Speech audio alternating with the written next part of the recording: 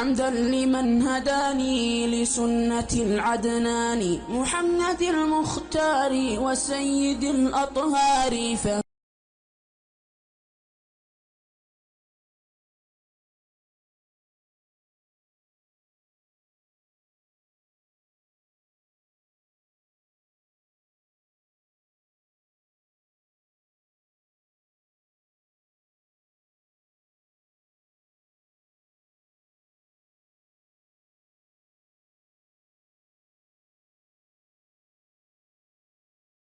So we're going to test him and him right now, okay? The last chapter of the Quran, Surah Nas, all right? قُلْ أَعُوذُ بِرَبِّ النَّاسِ. So he didn't have any prep, right? You were with him. I didn't give him a head notice, right? He has no head notice, right? There you go. Surah Nas. أعوذ بالله من الشيطان الرجيم بسم الله الرحمن الرحيم قل أعوذ برب الناس ملك الناس إله الناس من شر الوسواس الخناس الذي يوسوس في صدور الناس من الجنة والناس. From memory, right? بسم الله الرحمن الرحيم أعوذ بالله من الشيطان الرجيم بسم الله الرحمن الرحيم قل أعوذ برب الناس ملك الناس إله الناس من شر الوسواس الخناس الذي يوسوس في صدور الناس من الجنة والناس. So you see, this is how the Quran is preserved. We have people like this brother who's memorized the whole Quran. We have brothers like this that have memorized part of the Quran all over the world, millions, right? When you go to Pakistan, inshallah, when you visit, you will see the madrasa, there's like 10,000 kids memorizing the Quran by heart, letter by letter. Somalia, America, we've got thousands in America that have memorized the whole Quran. We've got many in our city, right?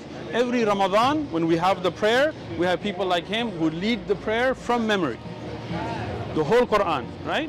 So that's how we know letter by letter, word by word, this is preserved, right? On top of that, we have manuscripts. When you go home, look it up. One's called the Birmingham Quran, right? The British, English, non-Muslim, they got pages from the Quran, they carbon dated to the end of the life of the Prophet, peace be upon him. Like there's a range, if you look at the middle of the range, right? And we can read from that and from a Quran exactly the same. Surah Taha and part of Surah Kahf, right? So that tells you from carbon dating manuscripts and from the memories, we know how the Quran was compiled and how it was preserved. Letter by letter, word by word. We challenge, I'm on tape, I'm putting a challenge, right? Bring me one Christian, just one, even the Pope, or he's Catholic or whatever, right? Bring me the biggest evangelical, David and Anthony, bring me any one of them, and I'll do the same thing we did here. Just pick a chapter from the Bible, tell them read it from memory, right? Not a single, not even the Pope. Like, what does the Pope do all day? Like I don't even, like, you know, if you're the Pope, like you think he would remember. The New Testament is small. I mean, compared to the Quran, the New Testament is just this big. We don't know anybody. We put this challenge out. Why? Because that preservation is not there, right? But the Quran is, right? So now that you know this is the final message. Now think of this, right?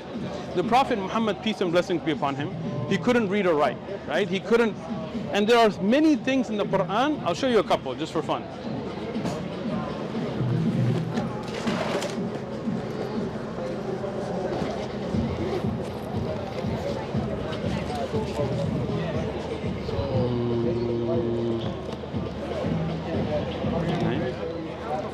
So, and you can look this up in your Quran as well. Surah Anbiya, the prophets, it's the 21st surah, 33rd verse. He says, and we have created the night and the day and the sun and the moon, all the heavenly bodies going along, each in its rounded path, right? The sun and the moon having an orbit could not have been known by the Prophet Muhammad, peace be upon him. The Arabs just didn't have that kind of knowledge, right? But if he had guessed at one thing, you could have said, well, he guessed, right? But look at this. In Surah Taha, in the 53rd verse, he says, we produce varied pairs of plants, each separate from others.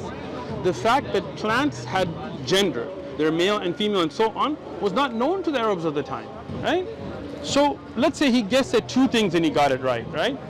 Surah Furqan, the 53rd verse, and it is he who released the two parts of flowing water, one drinkable and sweet, the other that is salty and bitter, and they set a barrier between them, a boundary forbidden to be crossed by the waters, right? Now think through that. The Prophet Muhammad, peace be upon him, never physically went to a place where salt and seawater touched.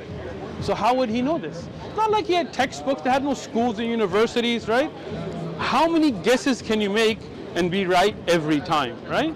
These kinds of scientific miracles could not have been known by the Prophet, peace be upon him. I'm going to give you one more. I got plenty more, but I don't want to take up too much of your time.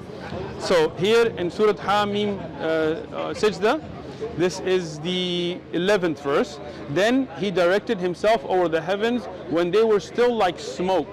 The heavenly bodies were gases. They were like a smoke before they came into existence. This is something scientists tell us today. Impossible for the Prophet Muhammad, peace be upon him, to know, right? So, and all of these, there's many more, right? How could he have known all this? There is clear historic evidence that in the time of the Prophet Muhammad, peace be upon him, the moon was split. I have a video, inshallah he can show it to you, right? We show the evidence from NASA, we show you the historic evidence, we show you evidence from other countries and other areas that saw the same thing, where the people asked, show us a miracle. And he asked him, what do you want? He said, split the moon. So he prayed to the Creator, to Allah, not from his own power, but from of Allah, and the moon split in two. Now the enemies of the Prophet, the mushrikeen, they saw this, and they report this, and we checked with the chain of narrators, all of those. So those that were the companions of the Prophet, peace be upon him, saw it. Those that were in other cities, like Anas ibn Malik was at that time in Medina, he reported it. Bedouin tribes that were traveling reported it. Even historic reports that don't meet our standards, but are by their standards, in India reported it. So how can a regular man split a moon, and how can we not accept so many clear witnesses, right? So when you put all of that together, right, the miracles, the preservation of the Quran, the physical miracles, there's nothing but one truth, right? So think about it. What would be different in your belief today than if you were to a Muslim, right? The practices, he will work with you slowly, right? Slowly you can learn about the prayers and all that. But you believe there's one Creator, right? You believe you do. You believe that Creator sent us prophets, right? He didn't just leave us without guidance, right? You're a Muslim. That's all a Muslim is, right? So we're going to do your Shahada, you're going to be officially a Muslim, and then you have the Quran, you have him, you have us as a resource.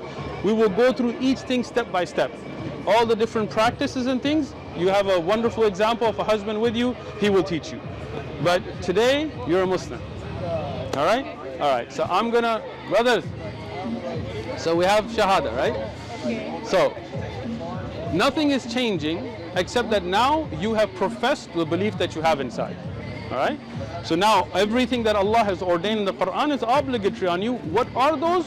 Slowly He will teach you. You have a great resource here. So, I will do it in English first or Arabic, however you like it. English. English, all right. I bear witness. I bear witness. There is none worthy of worship. That is none Worthy. worthy of worship Except Allah. except Allah. And I bear witness. And I bear witness That Muhammad that Muhammad is a servant is a servant and messenger of Allah. and messenger of Allah. Allahu Akbar. You're Muslim. Allahu Akbar. We're going to do the Arabic now. All right. Ashhadu I shadu al al la ilaha la ilaha illallah.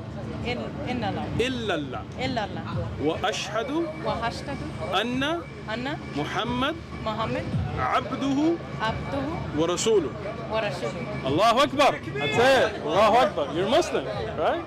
Wasn't that a worthwhile trip? One step at a time. One step at a time. Like I said, look, this is a belief, right? That's where it begins.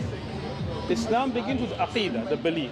You don't worship Jesus, you don't worship idols, you don't worship men, you don't worship anything but one Creator. That's it. That's what a Muslim. You believe in the Prophet Muhammad, you believe in the Prophet Jesus, you believe in the Prophet Abraham. Peace and blessings be on all of them. That's it, right? From then on, now we learn. Okay, what does my Creator want from me?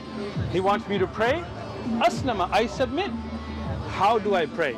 He will teach you, but not from his own mind, from the Quran, from the authentic hadith, from what the Prophet did. Not like, okay, we're from this cult or group like JWs and Mormons and Catholics, and everybody had, popes got some weird red shoes and all that stuff. Where did they get all that from, right? Christmas and Easter and all these celebrations that are not in the Bible, that are not from the Prophet Jesus, peace and blessings be upon him. Instead, all of the worship that you will learn, he will teach you from the Quran and the authentically established Sunnah of the Prophet Muhammad, peace be upon him, right? Slowly. If you can't do all of it at once, at least start with the prayer. That's the most essential. It's only 5 times a day, short prayers. I'm sure you've seen him pray. You know that it's not going to take you away from work and school and your responsibilities. You start with that, right? When the month of Ramadan comes, everybody's going to be fasting in the family. You guys do it together. It'll cleanse you. It will make you feel better physically and spiritually and all of that. You will do what all the prophets did with Hajj and all of that. Slowly, slowly. All of us are on a path. All of us are struggling. All of us make mistakes. You're going to have shortcomings. You're going to have mistakes. You're going to fall. But what you do, you get right back up and you turn to Allah and make tawbah. You don't have to confess to Him. You don't have to confess to a priest. It's between you and Allah. Right? You say, Allah, I tried, I made a mistake, forgive me. And Allah loves it when you turn back to Allah. Right? So no pressure. Learn slowly, establish slowly. Appreciate it. Appreciate it. Thank you.